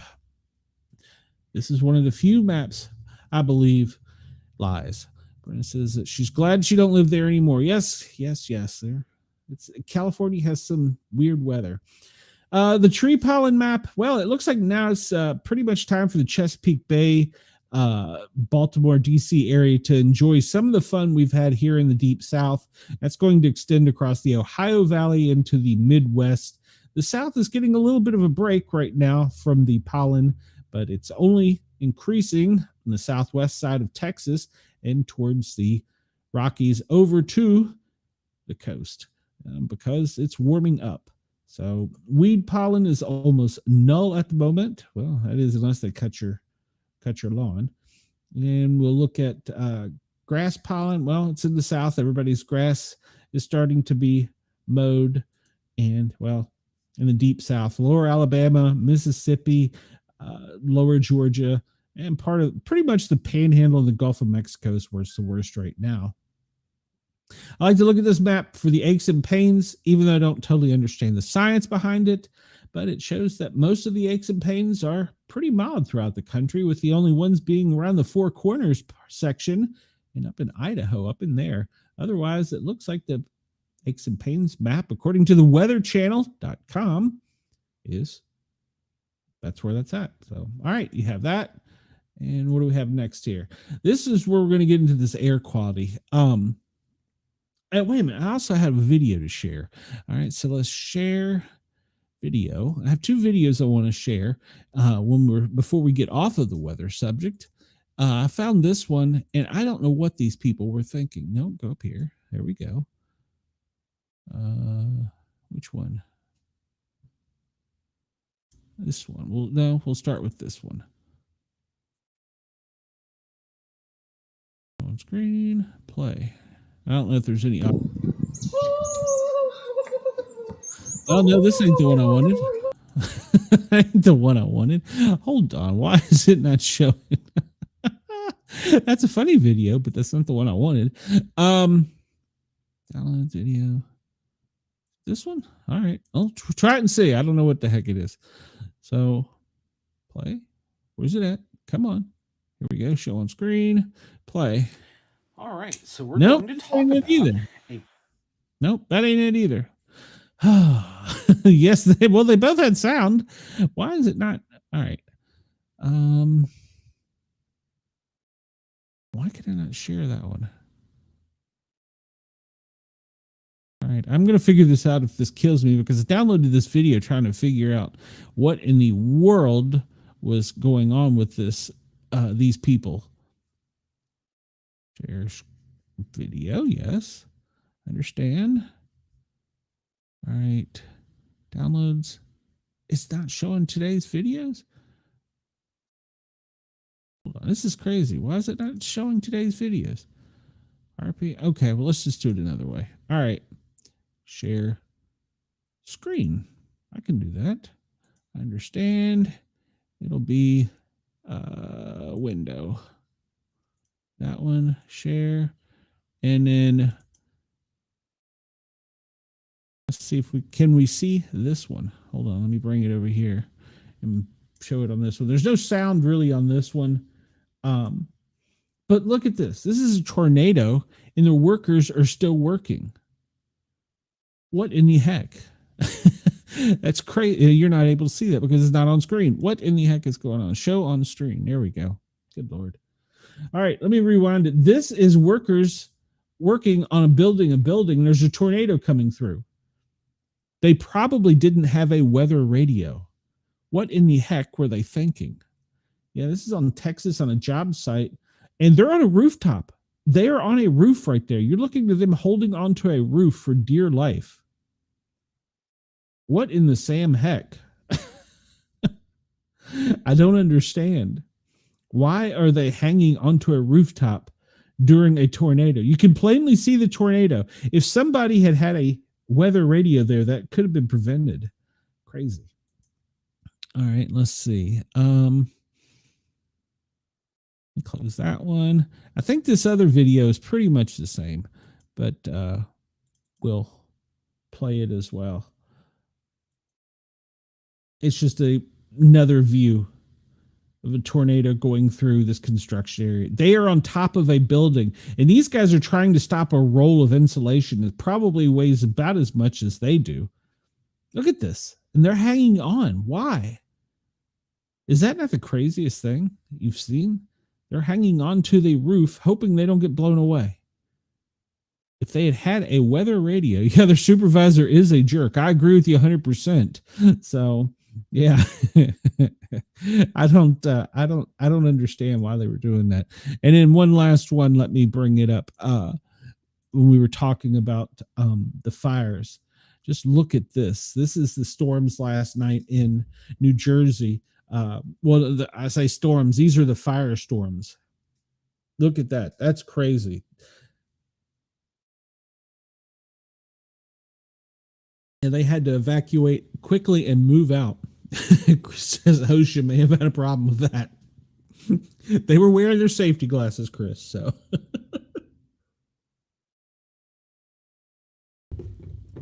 all right, that's video from the fires yesterday. Unbelievable, and how quickly they moved. I think they said at one point in time there was 8,000 active acres. Well, we'll get an update here in a minute, but yeah, the fire departments had to de-ass the area, and this is why you see the power is out, because all the power poles are burned up as well. So yeah, it's ugly. All right, so we'll talk about poor air quality. Well, we see, if we zoom in, New York, New Jersey up there, it's very unhealthy. Stay inside if you're sensitive. In the New York, New Jersey area, really bad wind. Wind conditions, but really bad smoke conditions and air quality. And that's going to extend down into the Delmarva, down into the Acatcheek, the Chesapeake Bay region of the country, where that smoke's pushing downward. And the entire East Coast is going to have some really poor air quality because of the smoke.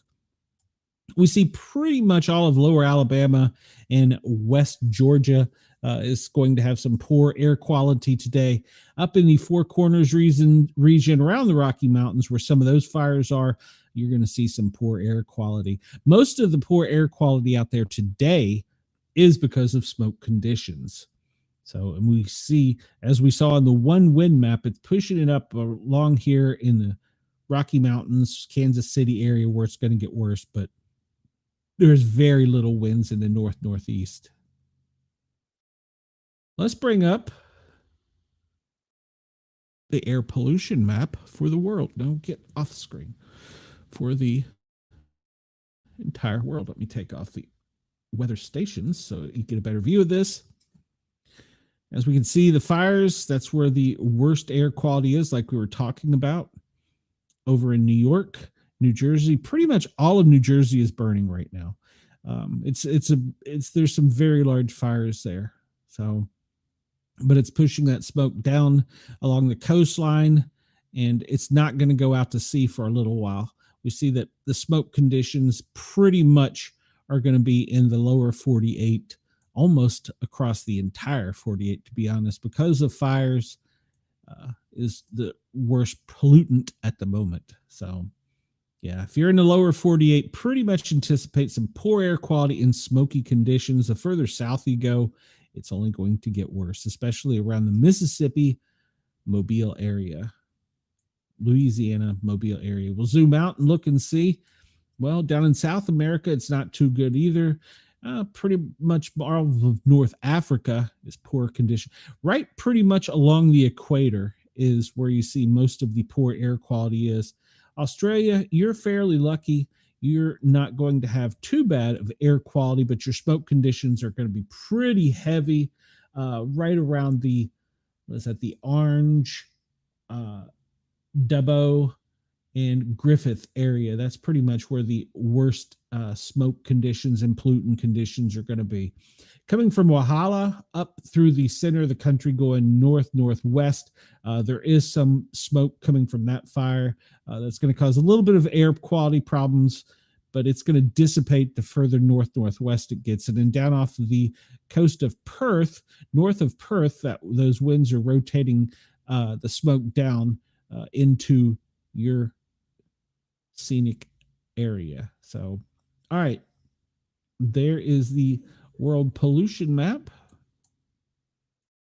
and air quality, and we'll make, for since that made Brenda happy, we'll jump it out here and we'll make the big blue beautiful perfect globe.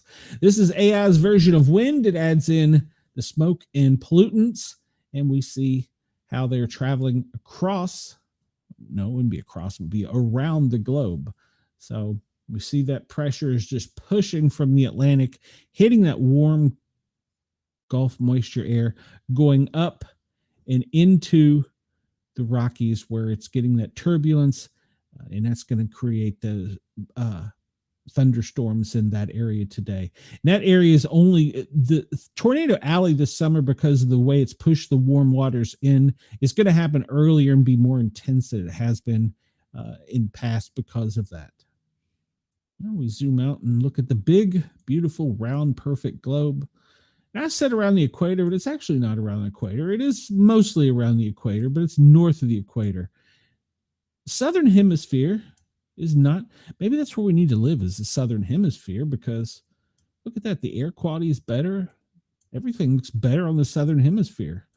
Wonder why. What has man done to it? That's probably the better question. So, all right, let's close this one out and move on for the day. We'll jump over here to our space forecast, and we'll look and see where the aurora is anticipated for today. Okay, full screen, please. There we go. We see that they're saying that the aurora pretty much is going to stay up into the northern hemisphere and not make it down past the Canadian border. And there's no predicted sunstorms or anticipation of increased activity other than the normal amount. No geostorms. It's always a good thing, right? All right, well, look at this. Look at all these fires up here in the northeast. Right now, it's a bad time in New Jersey, New York area, but they're not alone in their fires. Along the coastline, there's still the fires in the Carolinas. Jumping down into Florida, your fire risk increased yesterday significantly, causing you to have some fires. Anybody with outdoor flames in the South this time of year is pretty much an idiot. You shouldn't be burning right now. It's the wrong time of year to burn. But as we zoom out, we see the smoke from these fires just sitting pretty much coming down from the south. It's going to sit in the Gulf of America. If you're on an oil rig working out there in the Gulf of America, it's a cloudy, smoggy, smoky day.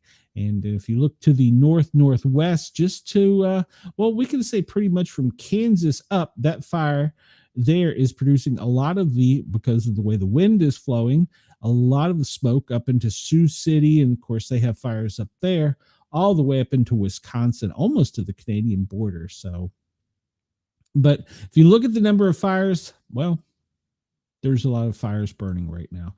We'll jump over. This shows us the largest ones. Now, this map obviously is not updated because it's not showing any for New Jersey. So I'm just going to take this map right off of here because we know better.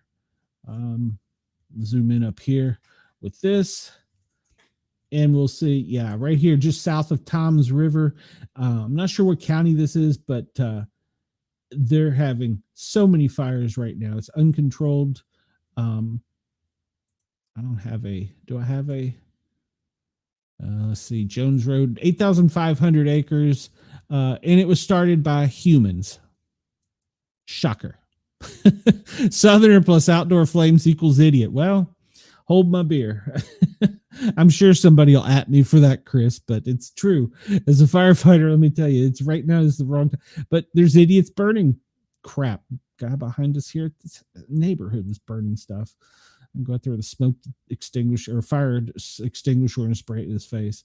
So we see the fires in the Carolinas on the south side of the Appalachia. Well, they're getting controlled slowly, but it's a long process. 2,000 acres in B-Rock still burning. Down a little bit to the south of there, Sam Davis Road, 559. They haven't determined how a lot of these were caused. 150 is in the South Carter Cove. That's in the Tennessee-Georgia border. This one's in actual North Georgia. 118 acres in Crows Creek. So that's an old one though. So, but yeah, and then we look again at the smoke right in the center of the country. That smoke was just sitting there and growing. So yeah. Jump over here to this one. I believe this map is probably our most accurate one. This comes to us from the National Forestry Service and NASA. And we zoom in up here, up into New Jersey. Yeah, we see this area is just right now. Let's see. Are they telling us how many acres is burning? We know it was 8,500. No, this doesn't really tell you how many acres are burning. I guess we need a new update. I would check back with FEMA, but they're not very helpful at the moment. The little red dots are detections of fire from a satellite or somebody's called it in. They have not been determined as to if it's a real fire or not. Look down in the Appalachia here where I was talking about 119,000 acres in Morgan Brock, which is on the Carolina side of the Appalachia. But we also see some heavy fire activity over in Asheville, and it looks as though they're getting it contained, and that is in the, well, it's in the southwest of Asheville. I know as a firefighter, it's hard for me not to just sit and scan through all of these fires because of, trying to figure out, what caused them and stuff like that. But yeah, Florida, 270,000 acres, 0.42 miles. And it's not showing contained.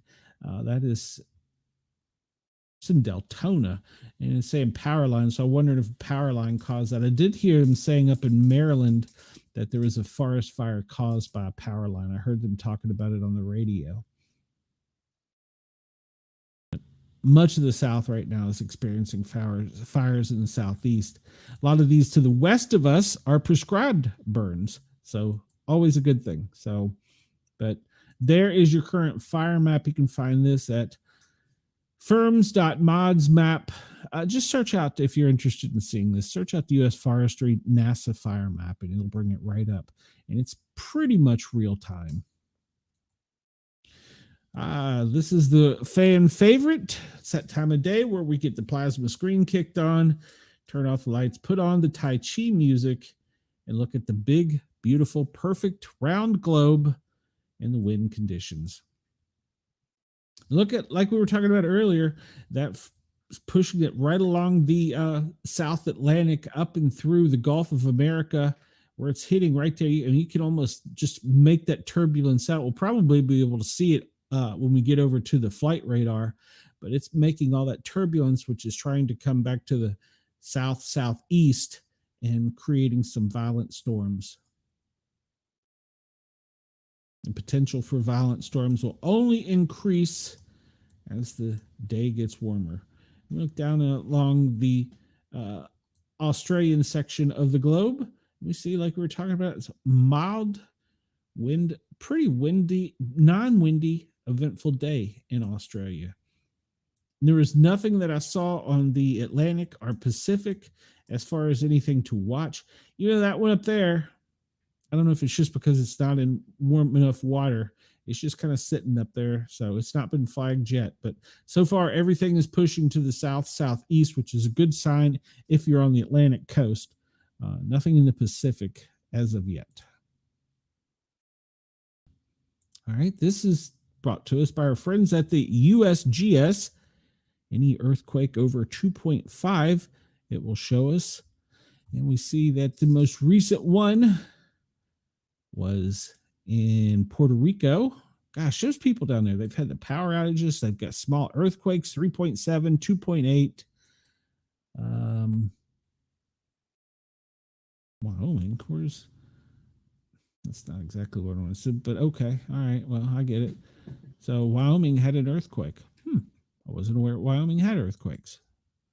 Those roofers need to have their head on a swivel. Her foreman seems to have no clue. I agree wholeheartedly, because that was just crazy. Let's see. So we look, in Puerto Rico has had several, and we zoom out and we see there's been several in Alaska and then down in the islands of Alaska. We'll look in a minute and see what the volcanic activity is for those areas. I'll try and get out of here on time today. All right, so let me refresh this, make the screen bigger, and we will see the most recent activity is in the Philippine Sea. And, well, it didn't really show it to me. Show it to me. There we go. Earthquake 4.4. Good Lord. It was an hour and 47 minutes ago to the southwest of Taiwan. Let's see. China's had an earthquake. Bolivia's had an earthquake. Another one in Tibet. A large 5.0 in Istanbul. And Turkey had a 4.3. And New Zealand, that's not far away from Australia, 4.6 7 hours ago. We're getting further away timestamp wise. And those are pretty much the only significant ones I see in the past few hours. When I say significant, I don't mean to downplay a 4.1 or 4.5, but usually they don't have any reported injuries until they get a little bit more than that. So, but the most recent one, according to this, was in, where do we say? Turkey? No, Japan. The most recent one of 4.4 in, that was in the Taiwan region an hour and 47 minutes ago. We zoom out and we go to the global disaster alert system, and we see pretty much what we've talked about. They're not as up to date as we are on their earthquakes, because we just saw the most recent one. The most recent one they're showing is Turkey, but we saw that there was one more recent than that. And tropical cyclones, where's that one? Won't show us. Won't show us. There we go. Tropical cyclone 31-25. That's the one that was off of the northwest of Australia, and it's continuing to head north. It's going to go out of your radar here very soon. You won't be worried about it. Volcanoes. Costa Rica is the most recent volcanic activity, and it's showing that it well, that's a report from the no. Okay, well, that's the most recent volcanic activity. We'll go to the event list globally real quick here. And we talked about biological or animal attacks. We talked about Israel. Well, that was stupid. Don't pet the sharks. Seems pretty common sense to me. I don't know. Let's see. Hungary, nothing new there. They were talking about the foot and mouth a few days ago. And let's see, nothing new there. Let's see, Nigeria measles outbreak has hit a community ahead of a vaccine launch. Oh, there you go. Let's put it out there first. Canada, 29 new cases of measles in Alberta, bringing the Canadian total to 118. And we scan through here, looking to see the most recent things. In Netherlands, Dutch intelligence reports a cyber attack from Russia. Well, we talk about that pretty much every day. Doesn't say what they attack. Let's see if we can pull that up here. Dutch military intelligence has warned about growing attacks from Russia in an effort to destabilize society. The intelligence report also cited threats from China and its support from Moscow. Russian hackers targeted a Dutch public facility last year. Dutch military intelligence agency and security service MIVD reported on Tuesday the target was the digital control system of an undisclosed Dutch public facility in the first known Russian attack on the Netherlands' critical infrastructure, the MIVD said in its annual report.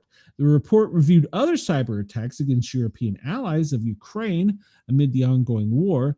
The Netherlands is an interesting target country for Moscow due to its continued support for Ukraine, the MIVD last said. Dutch Defense Minister Ruben Breckensma stated that 172 million for Ukraine's air defense system. We see the Russian threat against Europe is increasing, including after a possible end to the war against Ukraine. Yes, they were both coming to the table, I believe in France, to have peace talks, and both sides have finally agreed to a ceasefire. Let's see if that happens. We know about all the Houthi activity. We know about what's going on in Sudan, in Armenia. We know about things going on there. We talked about that yesterday. It does have it here. In India, 5 tourists were dead after the attack. That was overnight in India. And footage in Belgium. So there's a shooting in broad daylight. We talked about that one. Let's see. Pakistan power outages spark protest in Pakistan. They also had an earthquake over there. 17 terrorists were killed overnight in Pakistan and Punjab. And let's see, that's old. That's fairly there. Okay, this is a couple days old, but I don't think we covered this one. Florida Marine Transportation Barge 3112 Allison and discharge of ethanol. I don't remember seeing this one. This just popped up. This is an ecological disaster. On April 21st, 2022, a Florida Marine Transportation barge alighted with a bridge in Melville at mile marker 30 of the Attahapachuli, I don't have a clue, river along the left ascending bank. The bark was carrying a total of 14,000 barrels, approximately 600,000 gallons of ethanol distributed between 4 tanks. One of the tanks is damaged and discharged ethanol into the river. The U.S. Coast Guard requested NOAA support. Ethanol's fact sheets were provided to the Coast Guard. Okay. Well, that was on a barge that struck a bridge in Melville, Florida. Melville, Florida looks to be... Why does it say Florida? That's Louisiana. See, that's what I was wondering. It said Florida. A Florida Marine Transportation.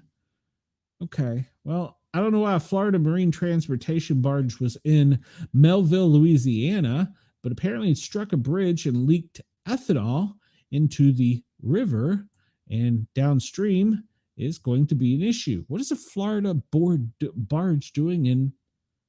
I don't know. That makes no sense to me.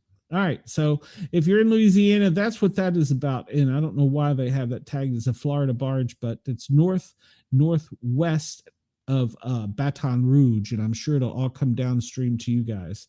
So let's see. 2 injured in a substation explosion in Kuwait. I think we talked about that. Fire erupts at a capital city after a car exploded. That was breaking as we came on in the Russian Federation. There was video of a skyscraper that had fire and smoke. It looked like extended from the front of the building up a couple floors. That was breaking as we came on. South Africa, another fire erupted at Timsbia Hospital, raising concerns over safety. Well, I can see that. And let's see, I think that's the most recent thing there. Outdoors fire, of course, we talked about New Jersey. It's continuing to grow. Evacuation orders for many. And of course, the order to stay inside. And we talked about earthquakes, Bolivia 4.0, South America. The strongest one apparently was in Turkey overnight. Landslides block a Boxed highway and a tourist died. 4 injured in Balatan's, Pakistan. And United States, Kilauea, well, it's active again overnight. And so was the Spur volcano. And we talked about flooding. Tsunami. Okay, that one's new. 423. That's today. Let's pull that up. That's in northwest of Palmer, Alaska. Let's pull this one up. This one's new to me. A tsunami information sheet. Preliminary magnitude 4.5 earthquake. As information statements indicate that an earthquake has occurred but did not pose a tsunami threat, or that a tsunami warning advisory or watch has been issued in another section. All right, so let's zoom out here and see. That was northwest of Anchorage. So they say there's no tsunami threat, but they did post a warning, which is interesting. All right. It was a warning, right? Was it not? I want to make sure I'm reading that right, because that's now I'm going to say I'm saying it wrong. Earthquake. Earthquake occurred but did not pose a threat. Okay. All right. So I guess there was some questions about it, and they wanted to make sure. South Atlantic Ocean over desert injured on a platform fire. I did see that one. It was what they called it unoccupied, but there was 14 people on it, and they were jumping overboard to get off of the platform. It was an old platform, oil platform out in the ocean. China, bridge collapses in Beijing, no casualty. Nigeria, overnight a building collapse. Death toll is now 7. And several trees mysteriously chopped down by vandals. Okay, this is new. In Louisiana. All right, it's caused some. Let's read about this. Is this a new terror thing? Multiple trees in downtown Louisiana. Downtown Louisiana. Okay, downtown LA. Jesus Christ. Multiple trees in downtown Los Angeles have been senselessly knocked down in the city by vandals along the South Grand Avenue. Residents in the area woke up Saturday to find that several trees scattered around Grand Hope Park had been mowed down illegally. Many of the cut trees fell into the street and obstructed some sidewalk. I saw a tree on Olympic and Hope that was chopped in half.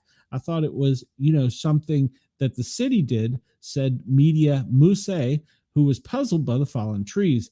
As I'm walking around, I see a few other trees right above us on the Grand there. Well, 3 across from Wells Fargo in the center were chopped down. They posted a video of the trees online on social media and began to get messages of concerns from his followers and people around the city, saying they started getting messages all over that it was not a city job and it was by vandals overnight cutting down trees. A very sinister act. All right, so apparently that's a new thing. They're going around cutting down trees. Brenda says you get cut. Brenda, speaking of that, I've got a Mountain Dew, and it is a Baja Cabo citrus Mountain Dew. And if you'd like to buy me a Mountain Dew, the links are in the chat, or not in the chat, in the show description, where you can buy me a Mountain Dew. All right, so apparently that's a new thing. We got to worry about them cutting our trees down. That's a weird one. But then again, we have to worry about people starting fires as well. I don't like people sometimes. Let's see. A trainee pilot killed as aircraft crashed in India. I think we talked about that one. And let's see. That one's new. Eight of family killed, 6 injured as vehicle falls off a bridge in India. All right. 6 killed in a head-on collision in South Africa.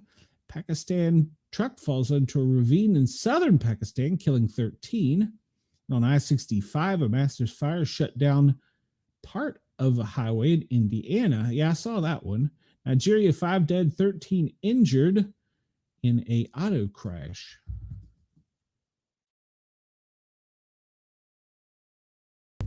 Okay, in Netherlands, 2 crewmen were injured as OSV hits wind turbine in the Dutch North Sea. Tugboat collides with a railroad bridge in Louisiana. That's one we talked about. Condor. Let's see, that's old. And that's old. We get to the weather. We talked about the cyclones. We haven't really covered the drought recently. And, well, it's raining everywhere. And let's see if there's anything. What is it with fog? I still haven't looked that up. And Pecos County, Texas, there was a tornado overnight as well. All right. Well, I say overnight, but since we last talked, how about that?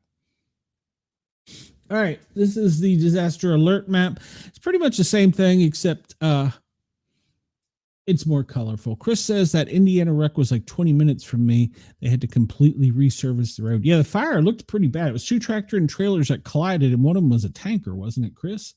If I remember seeing it correctly. I have a group on Facebook called Fire and EMS Public Safety. If you want to join it, I post up there. Of course, I also have a Facebook group for the Paranormal guys on Facebook, and I also have a Facebook group for the Sportcat Daily Gazette. I want people to come over and post stories and things of interest that they'd like to see talked about on the show. All right, zoom out here a little bit. And pretty much what we talked about, the winds and fire, right around the center part of the country. The fire's up in the northeast. We covered all of that. Volcanic activity, we talked about that down in Hawaii. So that will drop down under and see. We talked about the rains and flooding in South Wales, Australia, Brisbane, winds coming up 2 minutes ago. High winds were reported. All right, well, that's good information. And that's an old report. And 2 hours ago, a wildfire in, where is that? That is in Byfield, Queensland, Australia. That was reported 2 hours ago. And these are all old fires reported in the Northern Territories. And then we have, that's old as well. All right. So, all right, we're about to lose Radio X Australia and Jurg's Radio. I appreciate you for tuning in and allowing me to tickle your ears. You can get in touch with me at Sportcat on X, or Sportcat Medic on most other places, or at Sportcat. You can find me if you want to buy me a Mountain Dew. Links are always in the show description post-show. And I have a new thing. I guess I should make the screen large here that I like to share with everybody. How do I make my screen larger? Double click. There, that's me. See, that's me. I have a new morale patch. This is me at the Thin Line Rock Station. Is that backwards? It's backwards, isn't it? Let me try and figure out how to do this. Video. Mirror my video. There we go. All right, so there you go. And it is a morale patch. It is a flag with the Thin Line Rock Station. Of course, I'm a DJ there. Tuesdays and Thursdays, noon till 2 o'clock. You can catch me there. And we see the Thin Line logo. It has a gray, orange, white and blue, yellow, red and blue and green line flagged, all representing different branches of either military, fire, EMS. And no one rocks alone with the Sportcat down there. We have a morale patch. If you're interested, contact me. At Sportcat or Sportcat at protonmail.com. You can also get me by sending me a voicemail at speakpipe.com/Sportcat. I'm going to get out of here with Radio X in Australia, and I'll sign off with the rest of you guys here in just a second. But I want everybody at Radio X in Australia and Thin Line Rock Station and Jurg's Radio and Rainbow Radio to have a great day. Thank you for allowing me to tickle your ears for a few hours. And I'm going to turn it over now to Jurg's Radio and David Breckmeyer. Have a great day. Okay, we are no longer on. I didn't mean to totally hide myself. We're no longer on Jurg's Radio, Radio X. So I signed off with them. We'll skim through this briefly. New England FireNet. Well, you can guess the whole Northeast is pretty active right now. Shooting in Manhattan, they're double shooting. 61-year-old female DOA, 23-year-old male gunshot to the wound. What gunshot leg to the wound? What is wrong with people? Another person stabbed in Patterson, New Jersey. We talked about this. You need to be prepared. People are using knives now. Watch the proximity you are with people. Stay away from people if at all possible. Do not let them get in your proximity. We look at the air, see what's up above. There's a lot of planes up above. Let's zoom it out and just take and put in the military. And we see, well, we're going to see they're probably active over the fires, which doesn't surprise me. And let's see, we're going to see a lot of, it's NATO. Why is NATO bringing in something? Where is that one coming from? NATO is bringing in stuff from, well, it last touched down in Sweden, but it was probably Sweden. So, okay, so NATO is bringing stuff in, and it looks as though we're taking stuff out. So who knows where that one's headed. There is an ongoing troop rotation and movement. I'm trying to see if we can zoom in and find any tankers here. We know that they've been monitoring things along the coast. C-130, that's just a transport. That's a spooky one. It's not showing anything, but it's circling around out there for some reason. Okay. The P-8s, what is a P-8? A P-8, I believe, is a sub-hunter. So it looks as though the P-8s are down off of the coast of Florida, searching around. And C-30, that's a Coast Guard.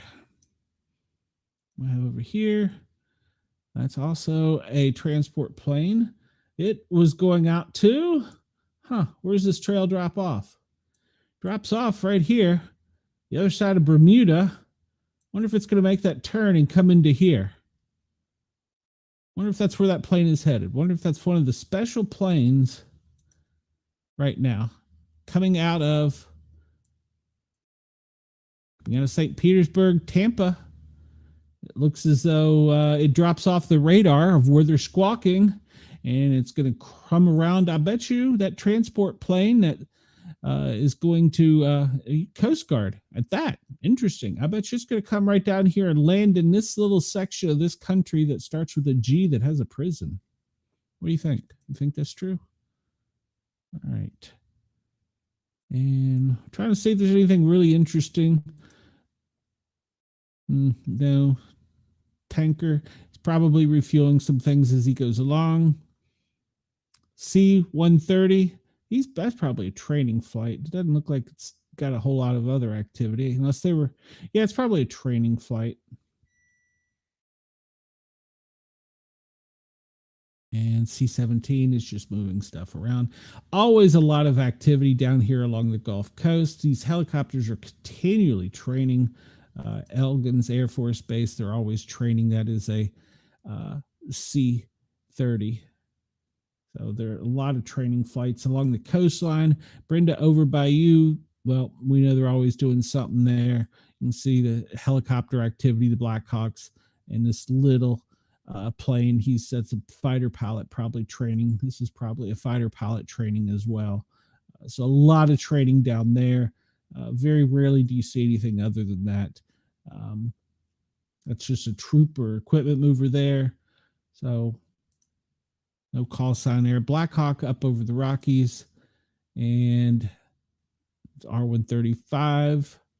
Looking to see, like I said, if there's anything big going on, but I don't see anything interesting besides for the 38s off of the coastline there. Makes me curious what they're doing out there, what the sub hunter's doing out there. Maybe he's just training. Of course, there's always activity along the border.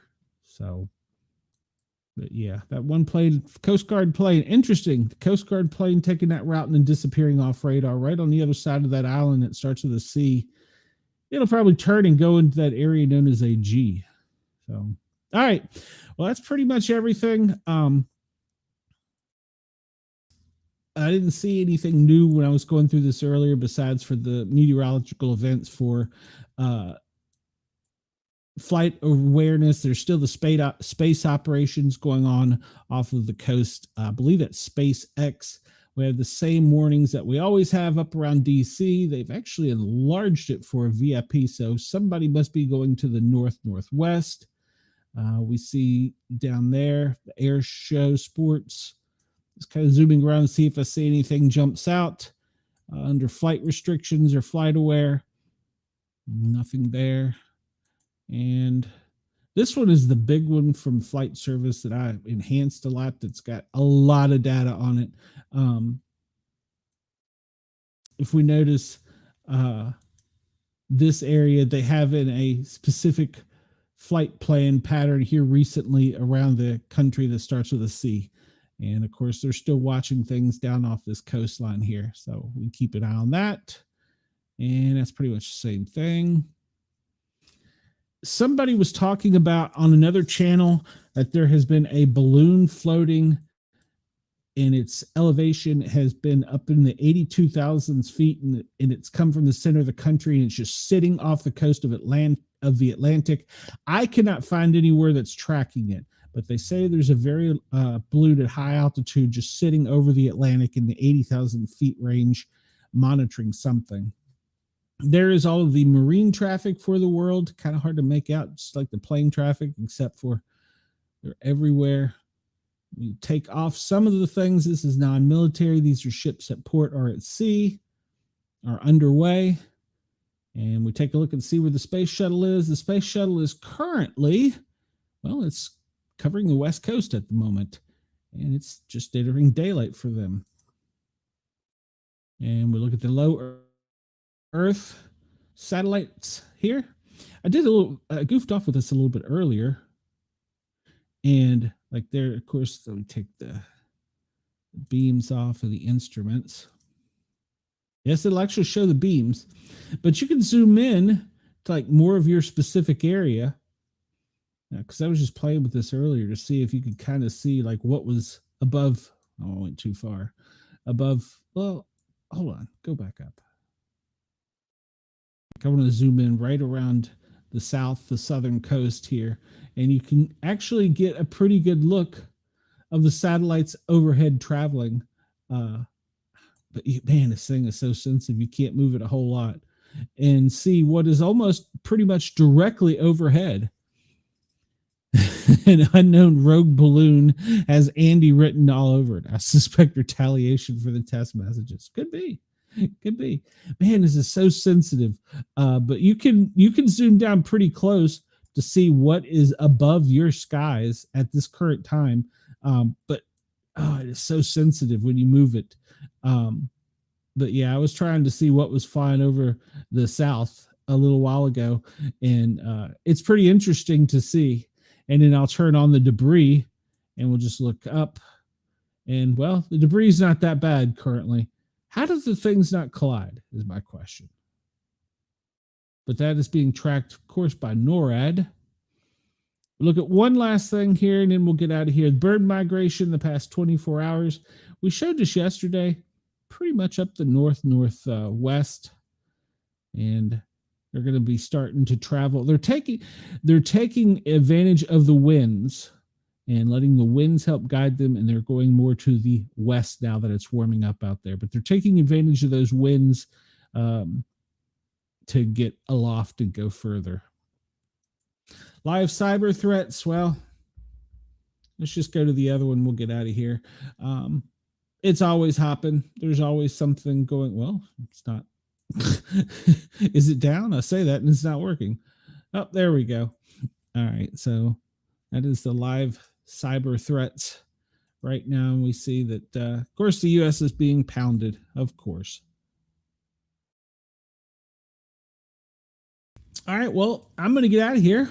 I think we've covered about everything. One of these days, I'm going to get to line of duty deaths for police and fire. We'll talk about them at some point in time, but so far I haven't managed to find time to fit it in yet, but we'll get it. I want to thank everybody. Of course, you guys are my loyal followers that have hung around for the past few minutes. If you want to give me a Mountain Dew, links in the description. If you want a patch, hit me up. I'll get you hooked up. And everybody else, have a great day. I will see you tonight at 9. Don't forget, Para Our Normal Guys. We got a great show coming up tonight.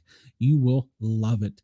But I'm going to get out of here for tonight. Everybody have a great day. I will talk to you tonight at 9, where I'll be joined by my lovely ladies. Well, actually, I think tonight is only Amanda, but I'll be joined by Amanda, and we're going to be talking about comic books. Everybody have a great day. I will see you soon.